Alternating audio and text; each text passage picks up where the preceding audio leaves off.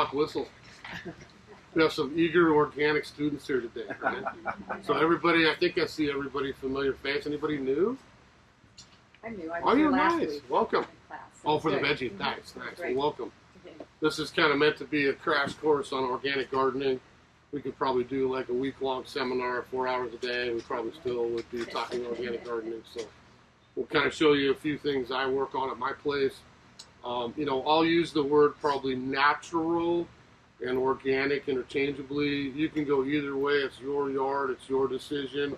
If it's registered organic, that's 100% organic. If it's natural, it's still a lot of times classified organic, but the company will not pay the money to have it registered, kind of thing. So I deal with only natural things in my own yard, or organic for that matter.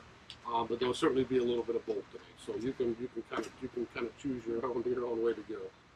So we're going to show you, what is organic. If it comes down to the basic definition, carbon in the web of life is what this is all about to me. The happier the soil you have, the better you're going to have in all aspects of gardening, period. So that's microbial life, it's mycorrhizae, it's all the things we can't see below the soil level.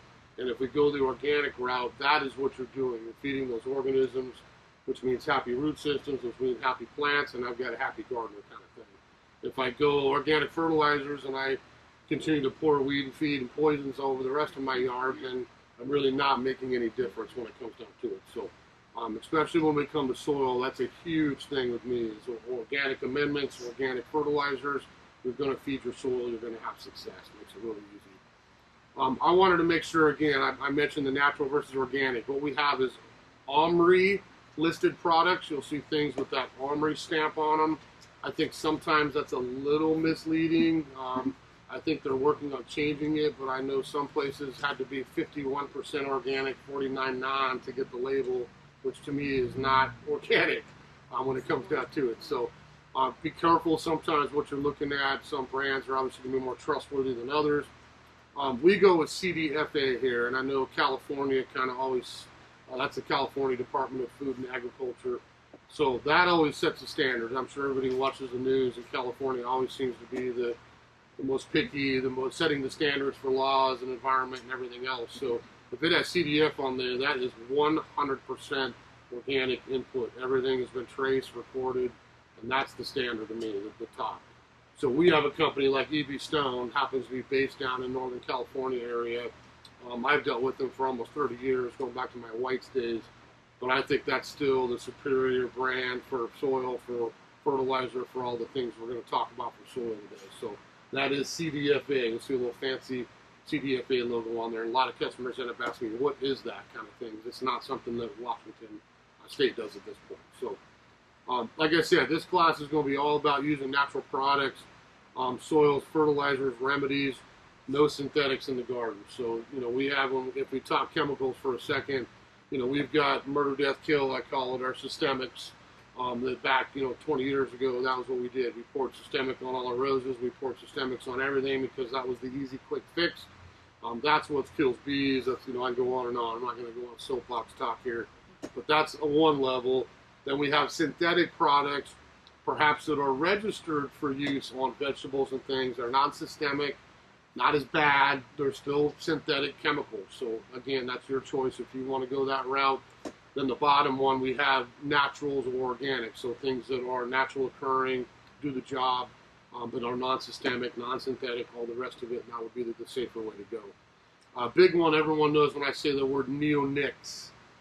That term in the paper these days. So that's the neonics, is a classification of chemicals that man was bright enough to come up with that frankly kill bees. So they're things that do great work in agriculture, but the problem is when they're used so much, this is our number one on the list of taking care of our pollinator friends. So we are going to eliminate all, we don't use any neonics around here. We don't use growers that use them, to be frank. So feel safe when you purchase plants here. That's not the case, but there's still a couple products floating around. I think you're going to see them disappear here. I can tell you that right now. But I think you're going to see the state legislature get involved. There was a few bills on the docket this year that would absolutely restrict any homeowner from buying any of that stuff anymore. Period. And it's not Sunnyside, it's not Sky, it's not Christensen's, it's not the family garden centers and nurseries. Frankly, this is about Lowe's and Home Depot. They stock their shelves full of it. Their associates don't know, and they sell people things they probably should not be selling them. So, can you name some of those products? Oh, there's quite a bit. Probably imidacloprid is the number one thing I see around there. Is it Roundup? Roundup, that's a different discussion. Same idea, but different discussion for herbicides. So imidacloprid, you can look online. They'll give you a list of all the chemicals that are registered as neonics. And again, this goes back, I hate to say it, to tobacco, because that's where they focus this on. Tobacco is a very insect resilient plant, so they were able to extract certain things out of tobacco and make great insecticides. I've said that for years. It would work well, but the problem is some of the derivatives that are out there now kill not only our pests, but also take care of our pollinators, and that's an important topic for a different day's discussion. All right, I'll get off the soapbox here. So if we talk about CDFA, what's registered? It's all organic input materials, period. The state will trace where everything came from, where it was logged, where it was ground, where it was sourced, how it was shipped, all the above, and it's 100% organic, then it comes from the source. Then they get the CDFA label on there. Because again, this is, to me, the mole's always in there to give you, he's a happy camper too, but this is about the web of life to me. Healthy soil, organic soil is always going to mean healthy organisms, healthy plants, all the above. So you'll see, everything, especially on this page here, from nitrobacters to fungi that break things down. We could add fertilizer till we're blue in the face, but if I don't have those organisms in the soil, they're what break it down and give it to the plant. The fungus is what extends our root system out, for literally yards and yards and yards. If anyone's seen Avatar, I always bring that movie up in this class. You think of that weird planet with all the filaments, everything's connected. That is what they figured out, frankly, Earth is like. I mean, all these things in the forest belong together, they're interconnected. We hurt one, we hurt the next. And not to sound all hippie, but that's the reason we go organic with fertilizers and things. We want to protect that web of life. We're going to have healthier soil, healthier plants that way. So, again, if we talk compost, I use compost for everything. I brought a bag of EB Stone in here. I top dress my lawn with it. I plant with it. I mulch with it. I do everything with it. It doesn't mean bark doesn't turn into compost down the road. If the bark's sourced equitably, then that would be another great substitute as well. But that's our ground maintenance crew. We keep adding that organic matter into the soil. That's what's going to build life, build health, and give us happier soil long term. So you'll see on there, bacteria is what digests our green materials. If we're making compost, that's what we're doing, is giving those organisms food they can digest and turn into great compost for us. Or we have fungi for brown material. So you'll see browns and greens. I think a lot of people don't add enough brown to their compost pile. It could be something as simple as cardboard, wood, anything like that. It takes a little longer to degrade. But if we have that balance between the two at 25-1, we're going to have great compost. That's what EB Stone does for us. I'm not trying to sound lazy. I have a little compost bin, and I do use it. But it's much easier to go get quality compost it is than spend, half the year making it and recycling it. Right. If I had a larger piece of property like my folks, I would do my own for sure. It's easy to set up a compost situation. So you'll see that magic word right there, mycorrhizing. We're not going to have to make you spell that. That's a tough spelling for me too. But that is what probably in the last 15, 20 years has really, to me, revolutionized fertilizers. All these companies like Espoma, like EB Stone that we deal with, organic down to earth, the other one, they introduce that into all their blends. So you're continually adding mycorrhizae as part of your fertilizer. That simply attaches to root systems. And again, I've naturalized that plant a lot quicker. I've established it in the yard a lot quicker. That's going to help me with water intake, fertilizer, all the above.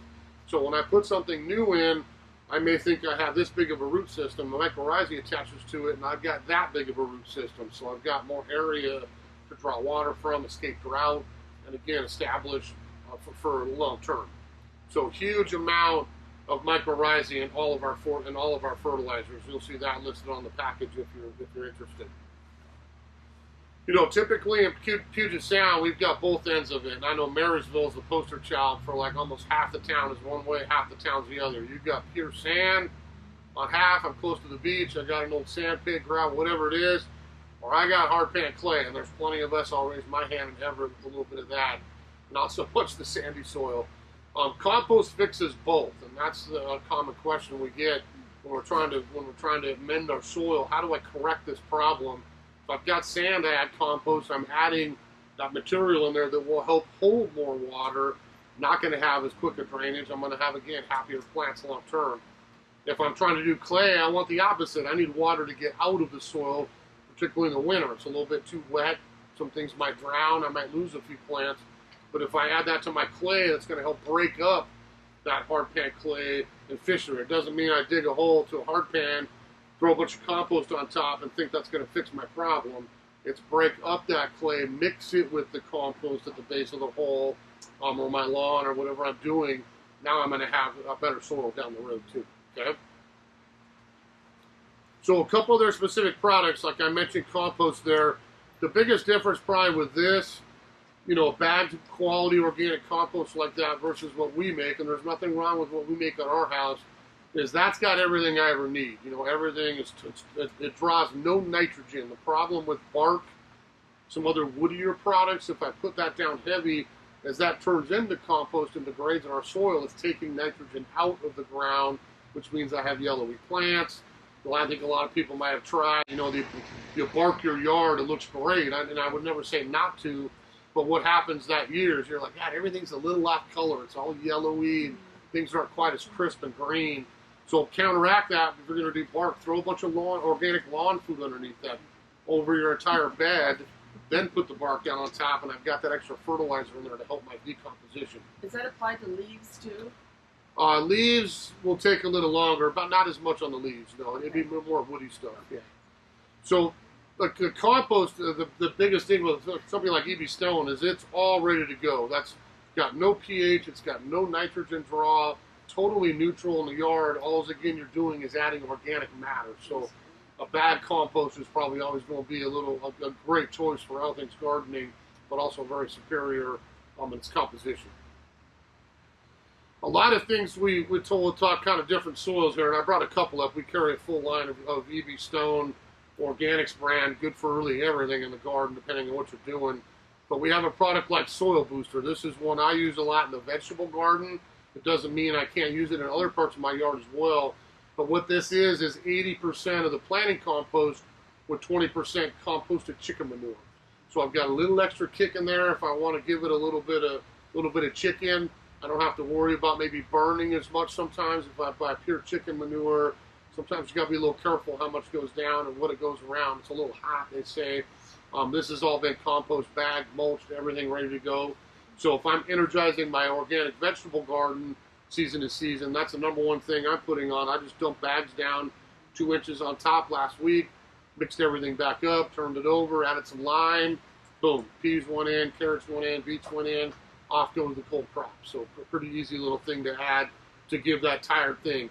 It's the same as a container. A lot of people say, well, I have a raised bed. You know, when I'm going organic, how do I fix it year to year? Well, A, we don't want the old roots left in there, but do we have to dig up the entire thing, throw it in the garbage, and go spend another $200? No. If I get good quality fertilizer, the vegetable food, I get something like Soil Booster, I can amend that, mix it all back up, re-energize it, and boom, I'm on to another year in that same garden. Okay? Now, this is one I'm surprised how much we sell of. I think I've talked about it for a number of years at classes. I used to like it better. They called it super earthworm castings, and that little worm had a cape on him. I thought that was kind of cute, but they took the cape off, and now he's just an ordinary worm. You know, this is one of those miracle things. I think some gardeners who have tired soil or plants that struggle have figured out this is one of those things you don't need a lot of. Comes in a little small bag or a bigger bag, and I could probably cover half my property with the bigger bag. But earthworms castings are wonderful amendments to our soil. I have a lot of worms in my lawn and garden, which I love. You can see them popping up here when it's wet and leaving you presents everywhere. But earthworm poop is frankly a better term, or castings, has all kinds of magical ingredients in it for the garden. So micronutrients, minerals, this, that, the rest. You want as many worms as you can. And if you want to make sure you've got that extra bonus in there, get a bag of it and try it out. It's a wonderful thing. Vegetable garden is always an easy choice. It's a great one for there. but really all areas of the yard. I mean, this is something that will help all soils in all shapes and sizes. Now, the other kind of soil I wanted to mention, I brought a bag up, is this acid mix. So what does that say on it these days? Azalea, camellia, and acid. So because they're California, it's not as much rhododendron as up here, but that's kind of our poster child for rhododendrons. You'll see a blueberry on there. That's a fabulous product for blueberries, anything that likes heavy acidity. So that's what we call now a hybrid soil, and sometimes this is tough. We talk compost, that's an amendment. If I fill a pot full of compost, plant a dahlia bulb in it, it's never going to grow. It's got no structure. It doesn't have what a plant needs. It's got great compost, but we don't have any structure in there. So I need something that's hybrid mix that I can plant right into. So I can use something like our acid mix. We have a rose planting mix back there, specific things that are great for specific plants. I could use that as a potting soil if I want, plant it in a pot, I'd have a happy plant, or I take it home like I would compost, sprinkle that around my blueberry, mix it in when I plant it, add it as mulch. That's got extra goodies in there for our acid-loving plants, which in all honesty, is probably 2/3 of what we grow around here. If you think of all the landscape basics, rhododendron, azalea, blueberries, camellias, pieris, conifers, I can go on and on and on. It all likes our acidic soil, so that is something that's going to augment that a little bit. Okay? Mulch, what is it anyway, a noun or a verb? That's a great question I always like to ponder. Because I mulch my yard, but I also add mulch to my yard, right? So I think it's both.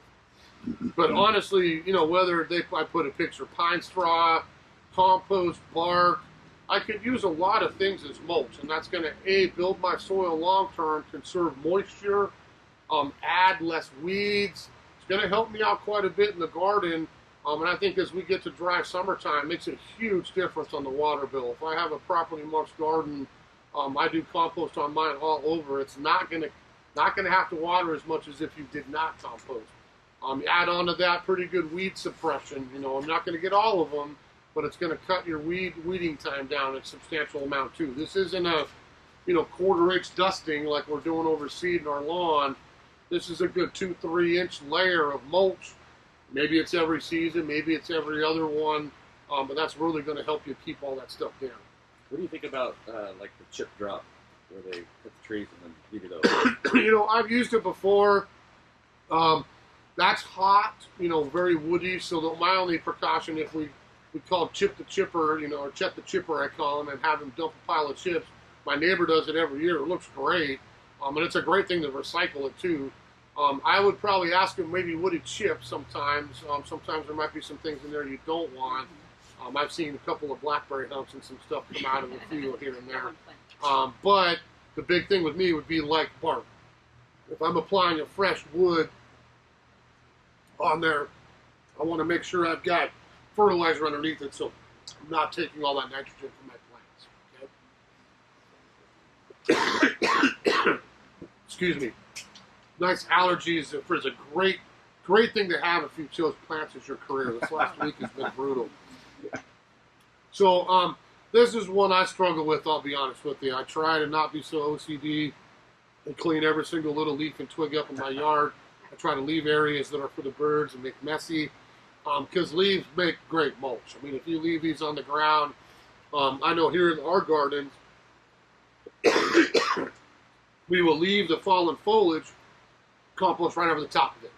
You know, that's locked in there. It's just going to keep adding soil. I do that in my yard sometimes, but I struggle with cleaning up all the debris every year. So it's not a bad thing to leave. I mean, again, if you can monitor what's going down, you know, you take care of your yard organically. You've added free organic mulch, you know, to some extent.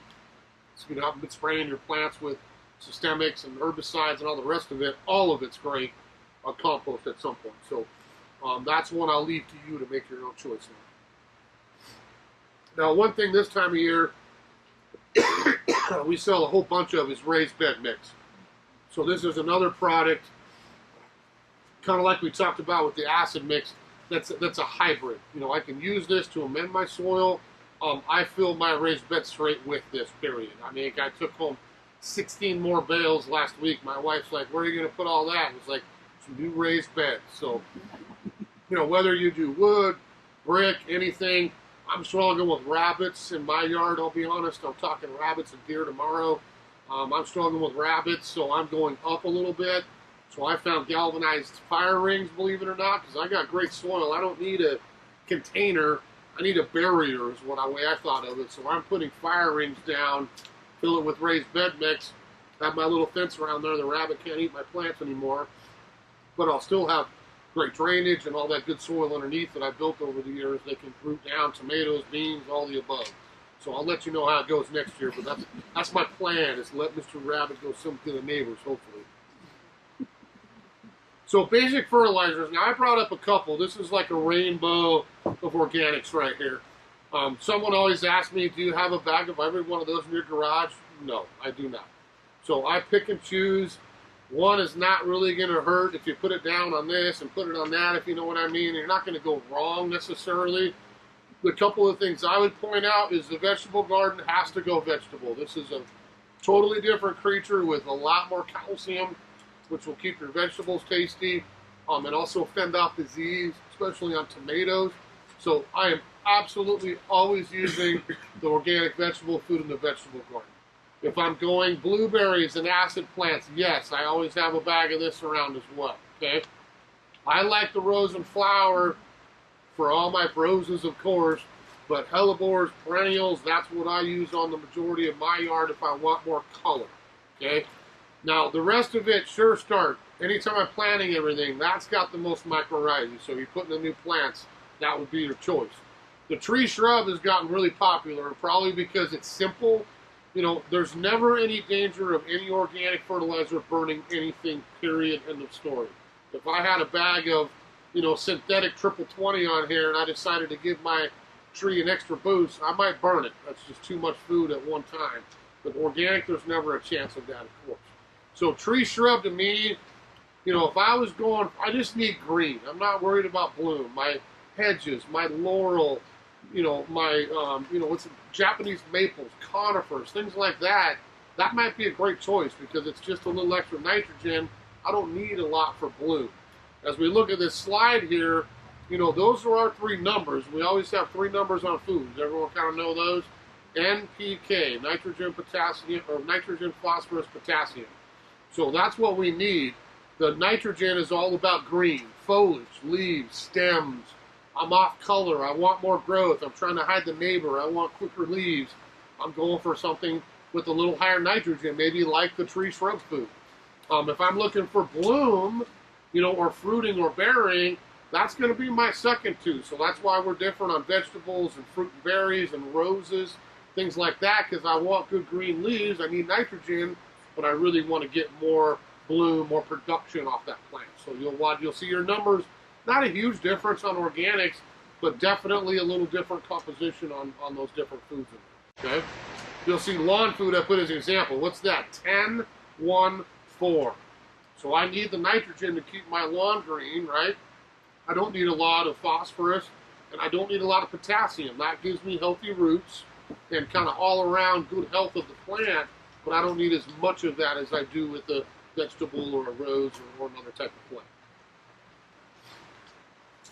So organic fertilizer is always going to be carbon-based. They don't leach through the soil, which I think is a huge thing up here. We're sitting in here and the rain's pounding on the roof today. If I go out there and put some Miracle-Gro down or some synthetic food, what's going to happen? It's going to flush right through the soil and it's gone. You know, it just isn't in the soil. For organics, I put it down there and it binds in the structure. So I'm going to have a longer feeding time and I'm going to use all that fertilizer up. It's not going to leach through the soil quite as big. So I have to use it a lot less often. You know, typically for me, unless something's struggling, most plants in my yard get fed coming out of winter with an organic. And then one more time, like late May, early June, keeps them happy all summer. Things like roses and vegetables are probably two examples of something I would go more like every 6 weeks because I'm going for either maximum flower power or I'm going for a good crop on the vegetable garden. So maybe those are a little bit different. But things like that. In my containers, the same thing. Rose flower, and I use Ultra Bloom. That's pure phosphorus potassium. So that's all about flower power. Yeah, we'll do one more question that I forgot to say. Let's do them at the end here. Oh, yeah. okay. Go ahead. Do the bags hold all the new treatments Yeah. past their quoting? Yeah, so that's a great question. She asked, do these expire? So they've all got dates on there. The only date that really matters for is the mycorrhizal. It doesn't matter for the composition of the fertilizer. I think everybody's probably that used organic products has plenty of mycorrhizae. We keep introducing it time after time when we use the soils and the foods, but that's going to be that kind of expiration date. The fertilizer never goes back. We keep it in the garage. We don't let it get wet, of course, and then you're good to go. Okay. Thanks. On the synthetic side, you'll see they're a lot more salt-based, more water-soluble. It acts a lot faster, which I think a lot of gardeners gravitate towards. Like, I need now, because we're all impatient, right? So I need it now, so that's where you go to the liquid crack, and we keep pumping it on, and it fixes it now. But if we keep up on this program, you won't have to go to the liquid crack, we call it here. We don't need that for our plants, right? Lawn is a huge thing with me. I don't know if you read the thing I put in the paper a few weeks ago, about moss, and I always throw in there, I think sometimes the cities, the counties, different entities give us the name of a lawn has to be some sort of chemical dump, to make it look nice. It doesn't have to be that way. I haven't used anything on mine in 20 years, and I got great grass. All organic products, organic lawn food is to start with that.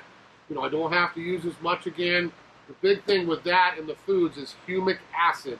That's that magical ingredient in there that breaks down the fertilizer and allows the lawn to absorb it very quickly. So you're not going to get that in a synthetic product. That's just organic lawn foods. We only sell organic lawn foods here. We do a couple of synthetic foods when we get to hanging basket, and we call them hybrid fertilizers. They do a little bit of both here. So we get a little bit of quick from synthetic, but we get the benefit of the organic as well, like C-Grow. When we're using C-Grow, that's what I use on my dahlias and pots and baskets and stuff too. I kind of get a little bit of both. But I always start all that stuff with those two right there. When I plant my pot, when I do my basket, when I put my dahlia tubers in the ground here, that's what I start with, and then I supplement with a little bit of that C-Grow if I want to get a little more flower power around it, kind of thing. So again, back to the lawn food part of it, slow release, easy to use.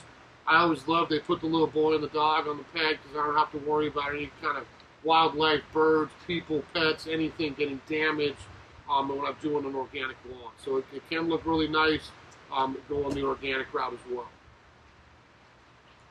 Now, Sure Start by far is our #1 sell fertilizer. It is good for everything, period. I can put that on my garden anywhere. I think most folks, when they buy a shrub, a tree, a perennial, take home, they always have a bag of that in the garage. All these have fancy little zipper pouches, so they're easy to reseal and bring back out and use. It's fabulous fertilizer. We probably sell about 1,000 pouches of that a year, which sometimes blows my mind. It's a lot of fertilizer for one item.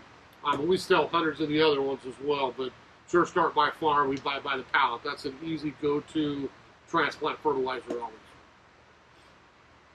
A couple of the simples we call it in here, we do have extras too. If you ever need a little more alfalfa meal, soil sulfur, there's ag lime, there's specific things that are in these fertilizers, and I'm like, you know what, I need extra. Alfalfa meal is a great one for roses in particular and a lot of other plants. If I have old tired roses and I'm trying to get them to give me new canes to kind of rejuvenate a little bit, alfalfa meal is the one thing. There's a little bit in the rose food, but I would also add that as an amendment as well to have organic roses and give them a little extra kick here as we get into the season. So it's great for a lot of things. There's a lot of vitamins and different things. These aren't alfalfa pellets, that we buy at the feed store. It's a little bit different, but getting a little pouch of that would be a great benefit as well. Now, that's a lot of E.B. Stone. We do a little bit of Ospoma, too. That's another family organic company back east.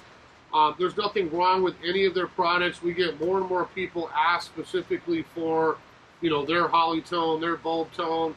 They kind of have the tone thing, shrub tone, rose tone, holly tone. They're all great foods, and I would never be upset just because we don't carry them. You find them and use them. They're a great thing like E.B. Stone is. We tend to get their liquids in. You'll see the front bottles here because I think that's valuable for some customers, and they have a superior liquid food. So if I wanted to mix a little bit in my can and water it in versus broadcasting a granular tomato food, Bloom or Grow, I got really easy things. I pour it in the cap, I put it in my watering can, and I've got my ready-made soluble. We use a lot of that in the houseplant department, liquid type organics where we don't want to put granular in the house. We can feed our houseplants organically that way with a little mix of that. And again, those are all things I've used over the years, watering my window boxes and container items and things like that. If I keep up on something like that, not once or twice a year, but every few weeks, I'll get superior results as well from a liquid from organic. We also carry a few of their soils. The big one for me is the land and sea compost. We sell an awful lot of that, and that's basically the blend of something perfect from the forest, like E.B. Stone. Now I add in the lobster, the crab, and all the sea compost as well, and I put those two together. So that's been a pretty popular choice for a lot of gardeners as well with compost. That's a pretty unique mixture, and being East Coast, I think the lobster and the crab meal is a little more accessible than it is over here on the West Coast. So something we do ship in from them as well, and always have in stock. The other brand, Down to Earth, is right down Eugene, Oregon. And that's a place we get a few of the boxed fertilizers in from. Again, you'll see some stores will have the whole line of Down to Earth. There's nothing wrong with any of their fertilizers. It would be exactly the same discussion we're having with E.B. Stone products today. We tend to get a few specific things, like the humic acid. If I wanted to make sure I had humic acid in my soil to help all areas of the garden, including the lawn, I could just buy humic acid and use that as an amendment. We sell a lot of azomite. I will tell you, the vegetable ladies here talked me into using azomite. She's like, I'm telling you, the flavor is going to be better. And I use it on all vegetables now because it really did make a huge difference on the quality, I think, of the produce we grew. My wife noticed on her tomatoes. I'm not a big tomato eater, sorry. My wife is. And when I started using that one year, I didn't say anything. She's like, wow, the tomatoes were absolutely delicious this year. It was azomite. So that's kind of one of those little trace minerals, organic again, comes out of Utah that we would add into, specifically to me, the vegetable garden's a great place to try it. And then again, lime. We get oyster shell lime. There's a lot of organic gardeners that like the oyster shell form of calcium the best. So that would be the way, again, to sweeten our soil for the vegetable garden, a little oyster shell lime. So I would always go organic with edibles, period. I think that's an easy choice, I think, for most people these days that are into gardening. Sometimes in the yard, we've got to go to other solution to get a problem taken care of, but I think when we talk edibles, berries, fruits, vegetable, we got to go organic. You do not want to take a chance of eating any of that stuff for you, the kids, the pets, the wildlife, all the above. Now, we always have non-GMO vegetable everything here, so that's an easy choice. If you buy starts at a place like Sunnyside, they're not going to be non-GMO. We also have things labeled organic. We've got a couple organic growers. I will tell you from asking these people, just because it's not labeled organic again, doesn't mean the vegetable's been treated with anything that's ever going to hurt you or anybody else. These are not like, oh, well, we bought some other vegetable starch and they were treated with chemicals that keep them clean. That's not the case. They will always be non-GMO.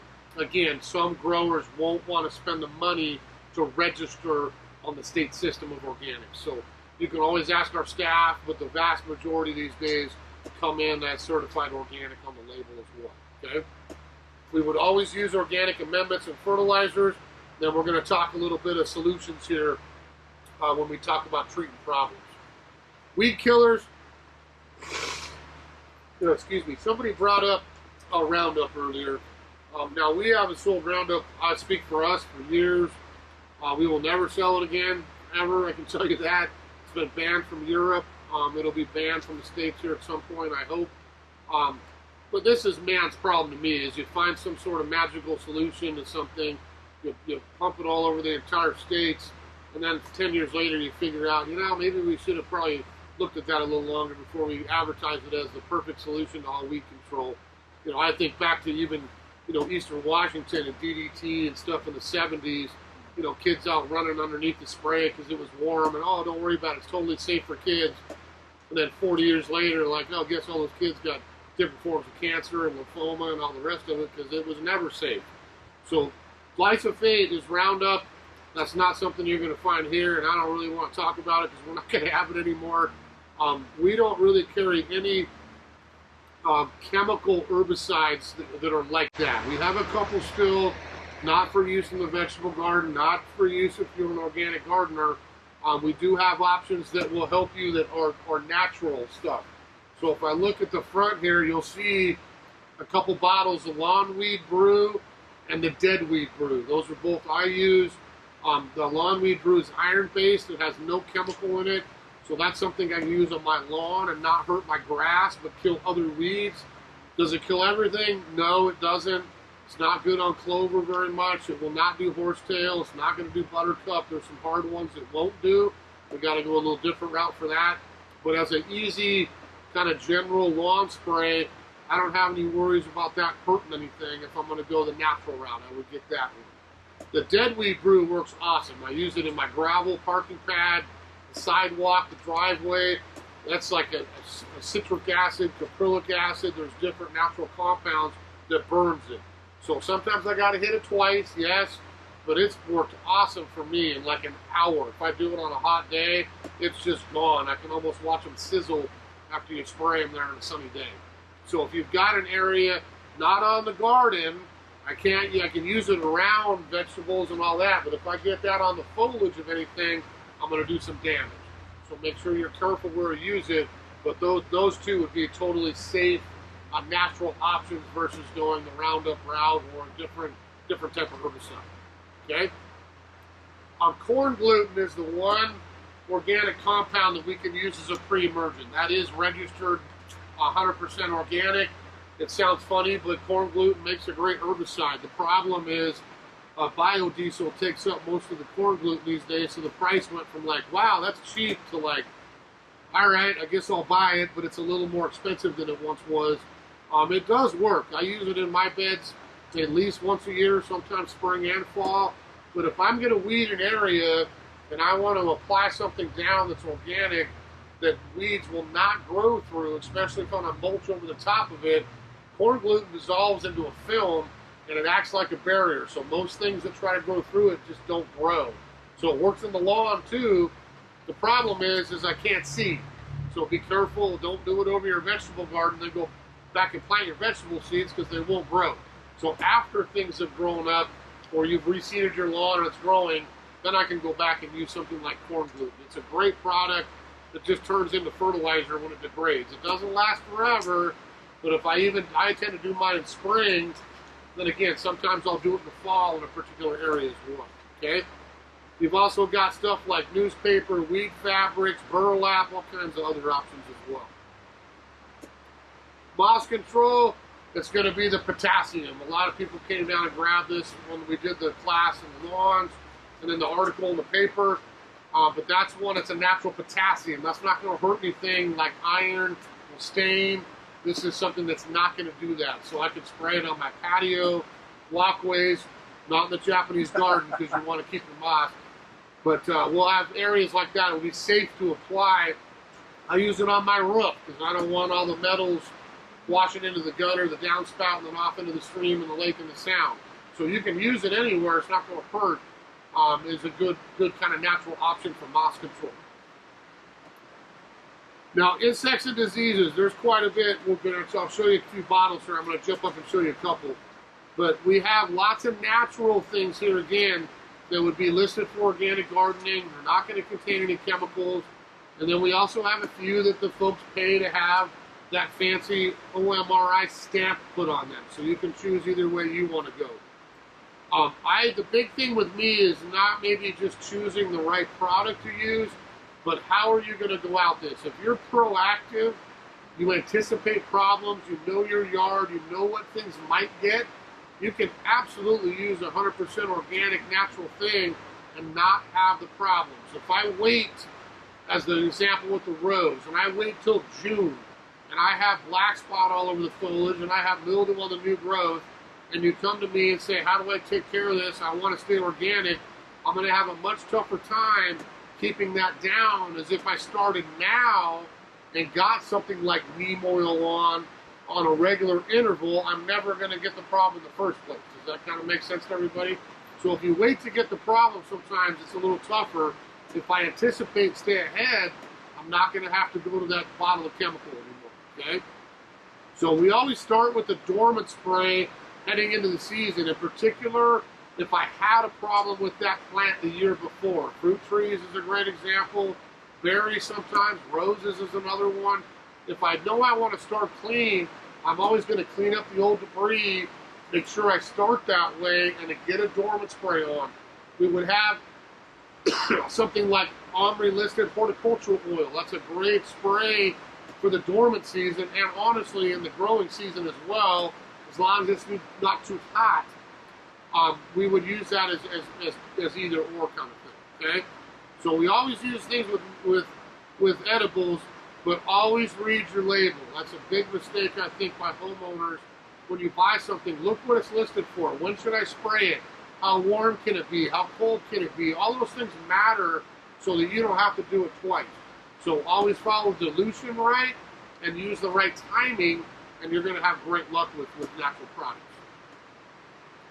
So I mentioned horticultural oil. I'm going to jump up here and just show you a couple. So horticultural oil, you'll see right here, this is made by Monterey. And that's something, if I look on here, I can actually find that Omri label for organic gardening. And this is something I can use in the winter, but also in this growing season, as long as it's not too hot. I think, because I read the label, I think it says 90 degrees. So how many days were 90 degrees last year? Like, don't use it from mid-July to early September. How's that? The rest of the year, you could use that horticultural oil as a great insect control, okay? If we go to slugs, so everyone's got slugs. Who doesn't have slugs? Nobody better raise their hand, because everyone's got slugs. So if we talk slugs, you know, that to me was one of the worst things on the market 20 years ago, metal aldehydes. You had all the baits and the gels and all this poison that people put everywhere. Pets, birds, huge issue with me. So going something with either one of these two routes, we have something like diatomaceous earth. So this is basically crushed up shells, to simplify it. We can put it in our hand and it's like, how could that possibly work? If I'm a little insect, it's like razor blades. So if I sprinkle that out as a barrier, you've got slugs, you've got snails, you've got things like that crawl across it, they don't make it. Okay, so that's one that I have a lot of people use, old diatomaceous earth. The other one is iron phosphate. So whether I go Sluggo, you know when you use Sluggo? Sluggo Max, or this bug and slug control, those are all based on iron phosphate. That's another organic compound, Omri listed, no chemical in there at all, but it makes a great slug deterrent. If I put that around my plants now, as they're coming out of the ground, the slugs don't get in there, I'm not going to have to deal with this all year. If I let them get in there, it's going to be much tougher again to get them back out. So this is something I'll do a lot of times in the fall even, clean out that perennial crown. I don't want a lot of debris for them to lay eggs in, get my barrier set up on there, then I can continue to do that through the growing season. Usually even in the rain, like today, that's probably a month.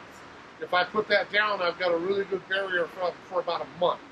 The other thing with that is if you've used the metal aldehydes and baits, if you've seen what happens, the slug eats it and I get to walk out and look at death all over the place, which might be gratifying with the slug.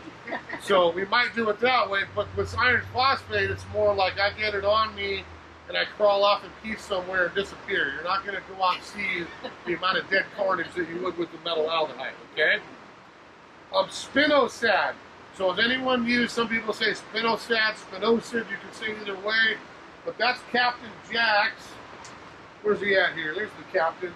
He's got a great label. So Bonide's a great company. We get a lot of our home remedies from them. Captain Jack's is kind of your natural logo on all of it now. Whether it's the lawn, the insecticide, fungicide, all the above, it's always Captain Jack's Dead Bug Brew. So this, you would think like, well, that'll kill everything. It does a lot of bugs, but this is spinosad, which will have no chemical in it. This is a totally, again, organic or natural insecticide that does a lot of different bugs. So I can use this in my vegetable garden. If I open the label up, it's going to list hundreds of insects that this works on. So this is my go-to at my house to use for different insect sprays. This does a pretty good majority of everything, the Captain Jack's. We've got, who's got apple maggots? Anyone do apple maggots and lures? So that's one of the hard insects to take care of because that's a fly that comes into our yard. Good luck catching her as she's flying in. But I need some way to trap her because I'm not going to use a systemic. The only thing that would work feasibly would be a systemic because I'd put it in the apple, she would lay her egg and she would die, the larva would die. We can't have that in the fruit we're going to eat. So we have to get something natural that's going to take care of it. So if you got time, like my blessed mother used to, and you want to wrap, I call it pantyhose. So this is a bag of little miniature pantyhose barriers, and we would walk out in our apples and tie one on the apples when they get to about nickel size. That's a great barrier. You won't get maggots, but we'll see if you're retired or how much time you have. That's a tough one. The easier way is always going to be the traps. So you buy these funky red apples, you put them together, you tie them on your tree in a little circle, usually 3 on an old tree. I smear a biodegradable organic glue on there, and then I hang a lure.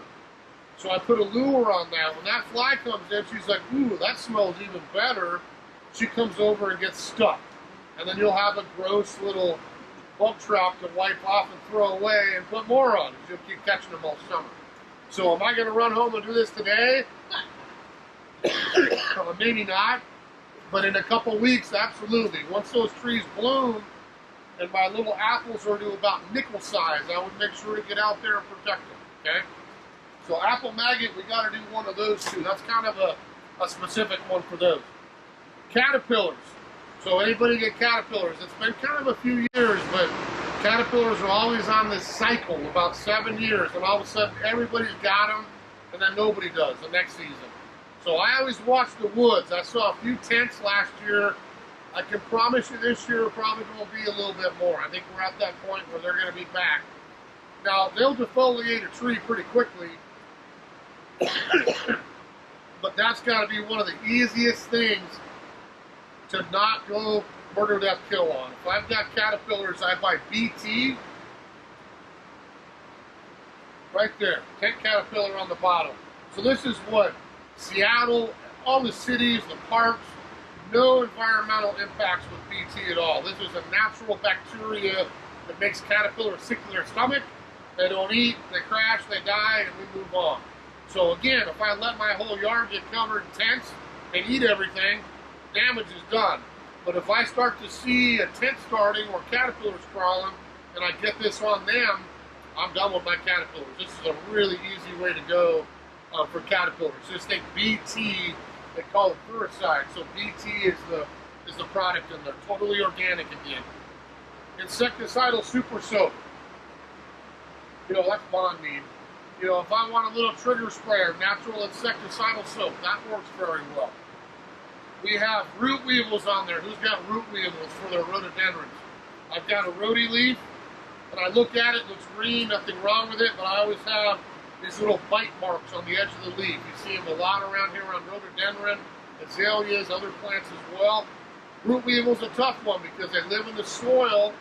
They crawl up at night, they feed, they go back in before the sun comes up. So if you got a headlamp, you could probably go find them at 2 o'clock in the morning. I have before. They're actually kind of cool. It's a cool bug, but if I want to prevent the damage, how do I do that? Well, I can either treat the soil, again, with more of a synthetic product, if that's your choice, and get them out of there, or maybe I have an old rhody with a big trunk on it. I could put a little barrier on there and smear a paste or glue on there, and again, catch them. I can just catch them before they get up into my tree. You end up winning, they don't reproduce, I don't have any more root weevils up in the yard, okay? Neem oil is a big one. So who's using neem oil these days? So that's what we use here at our place, our houseplant department. That's all we use anymore. It does everything. Bug, disease, mites, all the above. If I'm trying to take care of anything, neem oil in the gardening season, you know, from now through fall, should probably be the #1 go-to product for most everything. Again, there's a few things neem, the plants won't like neem, so read your label depending on what you're spraying. but neem oil is an easy thing to go to. It's got a particular smell. I can always tell when we spray neem here because it smells a little different, then it goes away. It's not horrible, but it does smell like the neem tree. It's an extract from neem tree back in the Far East. So I think neem's getting overwhelming. If I look right here, I have 3. We're going to start getting rid of some because neem is neem. The forms keep getting better, but all of them work. So you can pick which one you want. They're all great. The latest one is that. This is the new product of the year. It's called 4-in-1 Rose RX. It's great for roses, why they label that for it. It's a superior organic rose treatment, but I could use this on anything just like all other forms of neem. It's a different form, a little bit higher concentration, and it works a little bit better maybe even than old neem, plain neem oil did. All of them are going to be effective, but if you're going to buy something, I'd probably go for the latest greatest. That is the last one that came out, and we'll probably start getting the old forms out of here at some point, okay? And the last one there is one I use a lot of. I'll be honest, in our neck of the woods, I don't worry about bug quite as much. It's not that I never do, but I don't as much. Bugs are one of those things that come and go. If I catch them early, I can get rid of it and move on. I worry about disease because when we get a disease, does it kill my plant? Does it continue to suffer? Typically, that's the issue in our wet Western Washington climate. So what are my choices for organic disease control? Copper's a natural option, but not organic at all. I do use some copper on certain things, of course. But in the vegetable garden, other areas, I'm going to go for this. It's called Revitalize. So this is a biofungicide, which sounds like it's nuclear to some extent, but this is the safest one we carry. So this is like our BT a little bit. This is a solution of literally fungus-eating bacteria. It kind of sounds weird. So it doesn't hurt anything at all, but this would eat up mildew, black spot, lawn issues, rose, vegetable garden. I put this on a lot of the landscape at my house, and that really cuts down disease from square one. So again, I'm not doing it once and walking away, but here in this wet season, as things leaf out, maybe I can get it like once a month, and maybe it's early April, early May, maybe June. Once we dry out, I don't have to worry about it quite as much. But in this wet time in the spring, this may be a huge kind of preventative for you as well. Or if you see it starting, this is one that will knock it down before it has a chance to get a foothold. Okay? So Revitalize a little bit different for fungicide. Now we will carry ladybugs, and we're going to do nematodes this year. So if you know ladybugs, they're great eaters of aphids and common insects. We'll have those in the fridge. You take them home, release them. We got ladybug houses, we got lures, we got all that for as we get into the season. And then nematodes are something underground. So that would be the thing if you're going to try to attack something like we talked about root weevil or some sort of soil-borne insect in your vegetable garden. Then I would go to that route because the nematode doesn't hurt anything at all, but it would eat those harmful type insects on our ground. So I've always been a little bit leery, to be honest with you, about nematodes because our soil temperatures in the winter, I don't want to buy them every year. It's like, well, yeah, but they're just going to die the next winter. Right when they get to the point where they work, they go away. And then I got to replace them every April again. I think we're warm enough in the wintertime and the new strains of nematodes, they go down a little farther into the soil in the winter, that you're not going to lose them like we used to. So this is something I'll probably start doing as well in my yard here going forward too. Okay? So there's a couple. You can always, email questions. Probably the hardest part of this class is that I think everybody's pretty comfortable with soils, fertilizers and stuff typically. It's the bug and disease. And so always ask if you're not sure. Bring a sample in. Send us a picture. Not a picture of the shrub, but like, there's the leaf that looks weird. What's going on?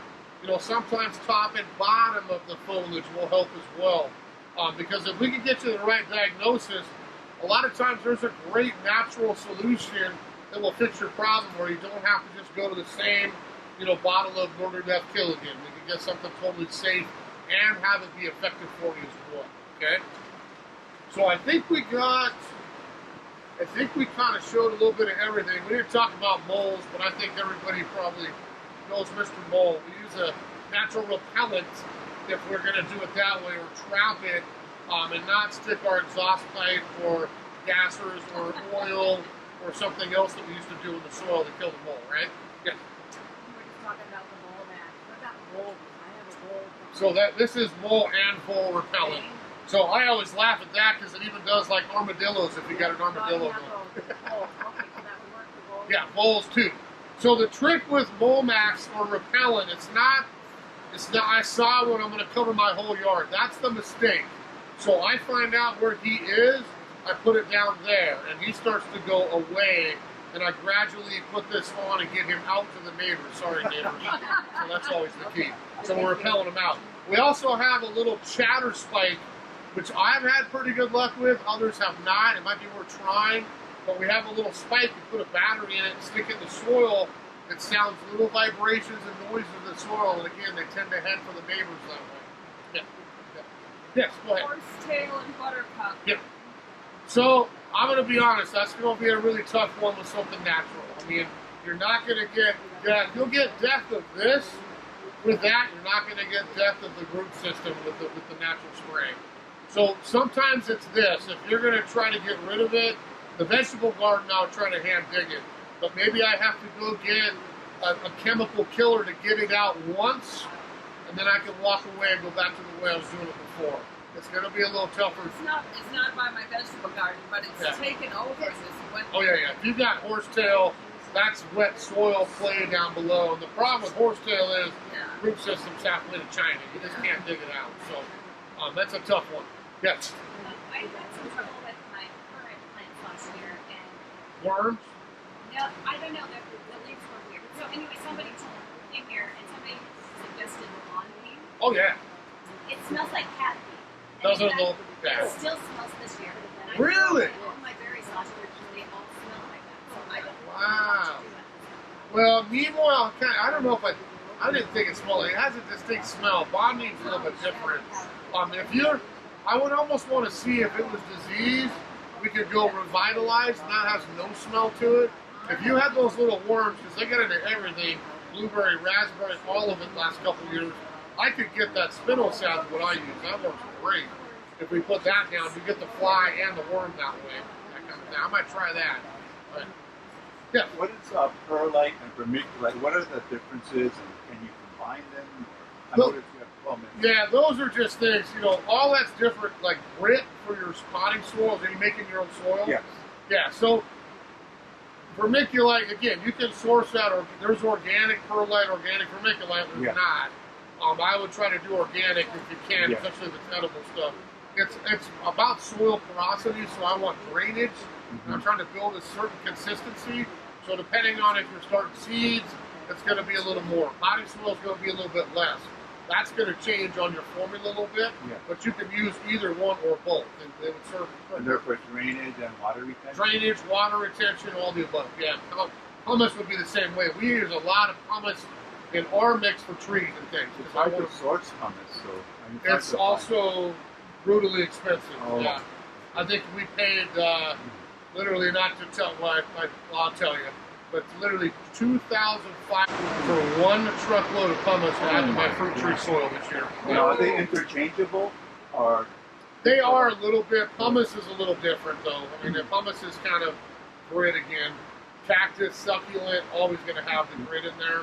I don't know that you need it in your potting soil, though. I could use perlite. Very little bit, yeah. Very little bit if you did. Okay. Yes.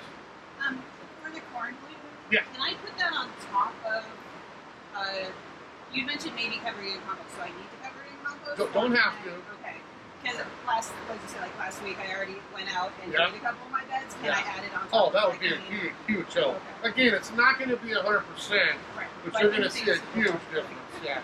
The caution with me, and this could be chemical-free emergent, which we don't carry, is just be careful where you put it, because I've had people do the right thing and take this home, put it on the vegetable garden, and then plant their seeds and nothing grows.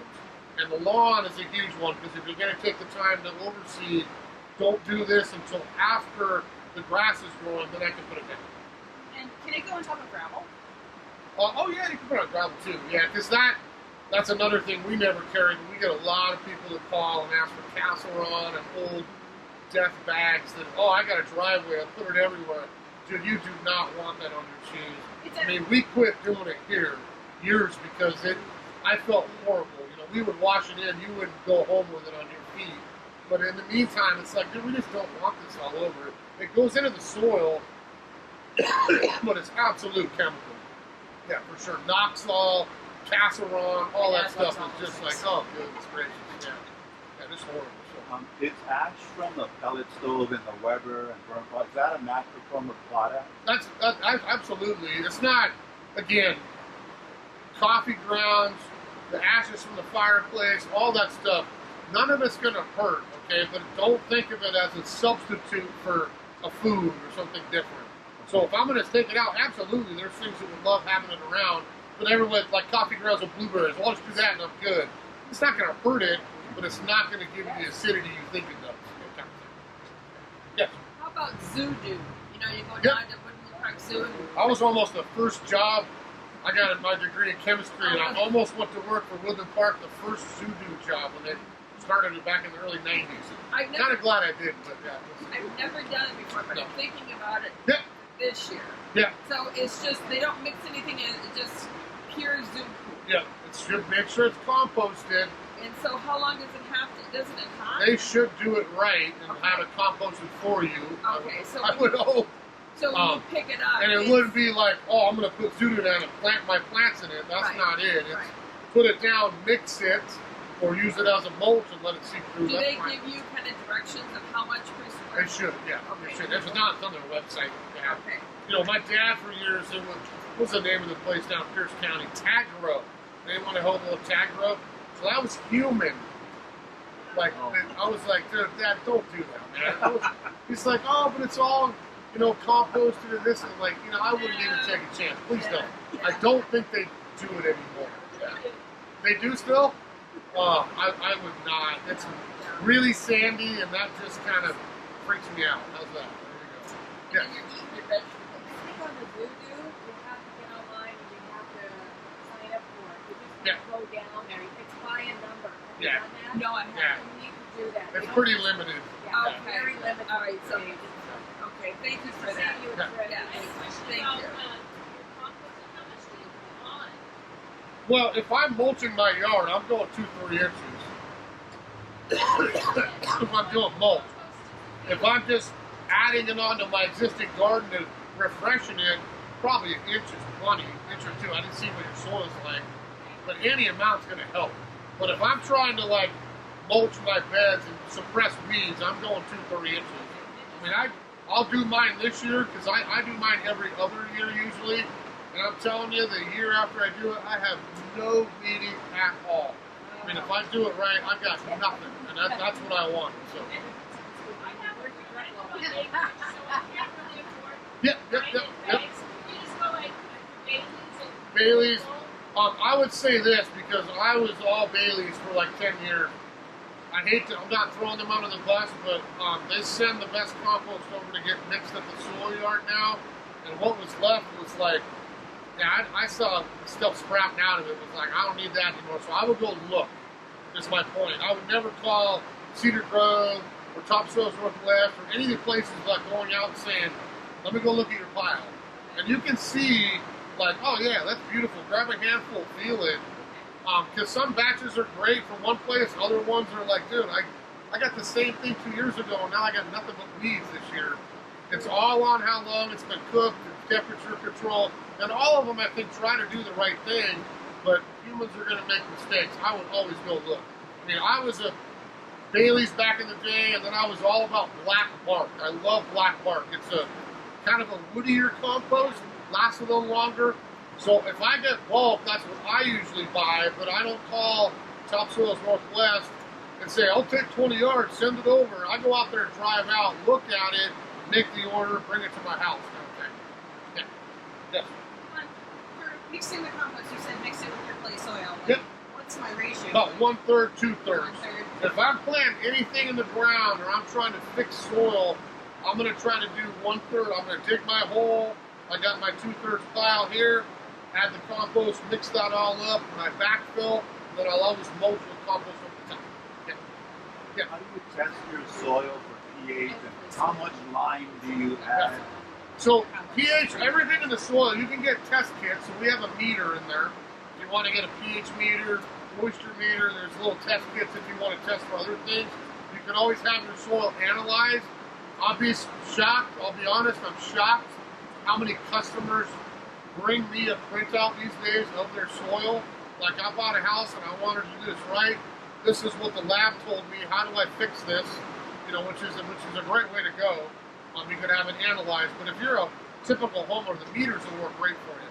Now the lime, you're going to have to tell me. I can't give you an amount per square foot unless we know what your pH is. So we would always want mostly acidic soil around here is not a bad thing. That's a good thing. Except the vegetable garden, no. The lawn, no.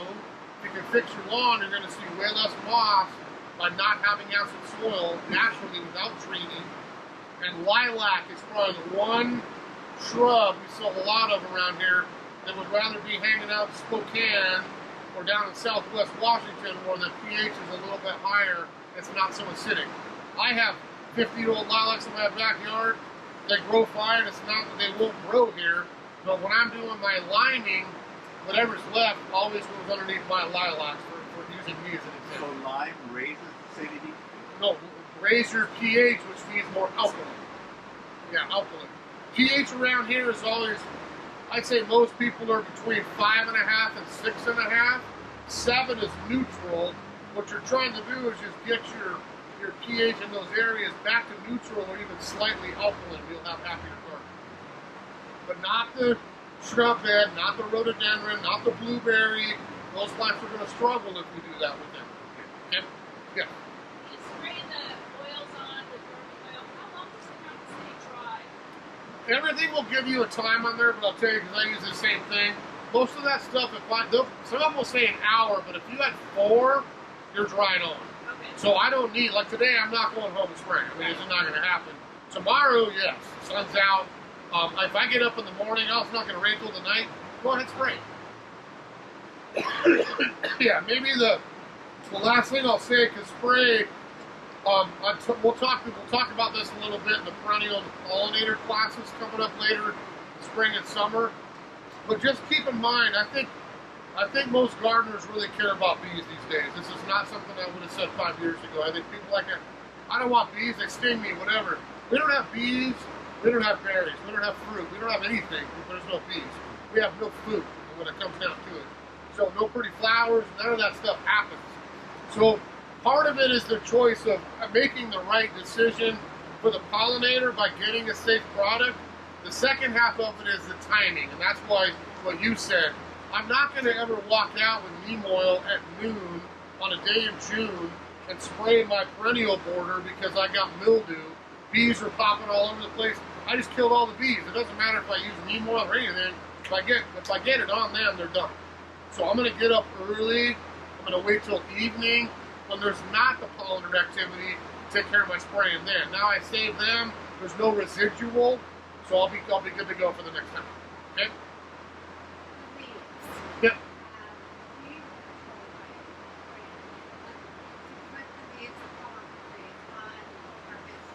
Oh yeah. Yep. I do the same thing. Yep. Take them in. Yep. That's what I just did last week.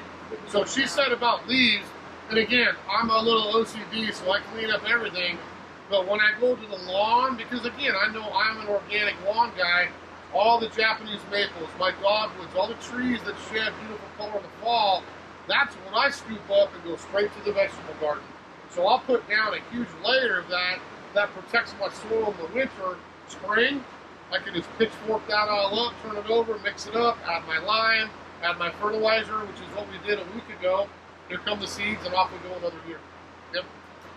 How about eggshells in the garden? Yep, same thing. Yeah, we have a little kitchen composter. Eggshells is a common addition.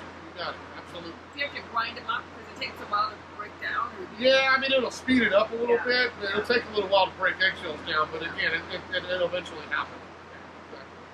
Yeah. besides us. I just wanted to get your take on this no-till thing that's going on. I have a very large vegetable garden. Yeah. I have compost and weeds. And so they're saying to not till the garden anymore, but I like the organic. Is that looking at that? Well, I don't know that I'd agree with no-till, but typically the problem is, I think, if you over-till, you're probably doing your garden a disservice. But going in once a year and replenishing it with the organic matter, I don't think it's going to hurt anything at all. I'd rather have you do that than not. Yeah, for sure. Yeah. All right? Got a little garden? Thank you, So Trevor. so if you guys, I know this isn't a plant class, you don't have to go outside. But if you want to grab anything, stock up on foods, organic solutions, all of it's on sale for you guys in the store. So just tell me around the class, slug control, anything up here, and some more I didn't bring in. If it's listed as natural organic, you got 20% off on all of them too. Thank you. All right?